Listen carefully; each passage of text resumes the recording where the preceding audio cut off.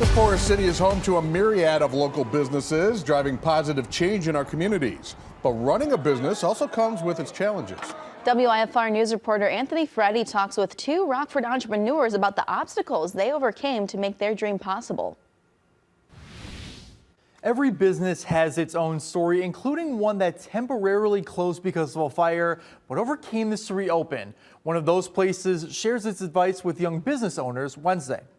For us, the climb is a little bit more steep, but we get it done. Chef Patrick Alberto worked for more than 2 decades in Rockford before buying the Octane Fitness building in 2019.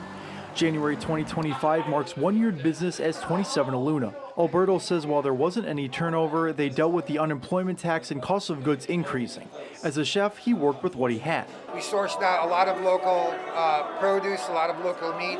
We try to keep the money in the city so that everybody becomes successful. Growing up in the Philippines, he felt it was difficult for people like him to get a business in downtown Rockford, and says networking with other entrepreneurs who've overcome challenges is an important first step. These kind of things are paramount. Focuses on a lot of young up-and-coming minds that are basically going to shape Rockford to the near future. Evangelina Jimenez owns Indigo Beauty off Alpine Road in Rockford.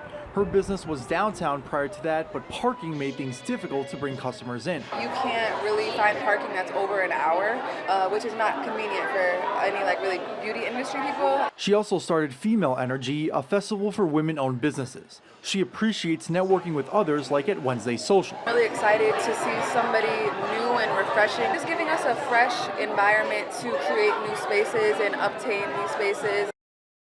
Jimenez also planned on downsizing Indigo Beauty because of the evolving industry, but worked with the building owner to comply with her requests. Thank you, Anthony. And one woman who played softball at Rock Valley wants to give back to Rockford by expanding her business from Bloomington to the Forest City. Next June.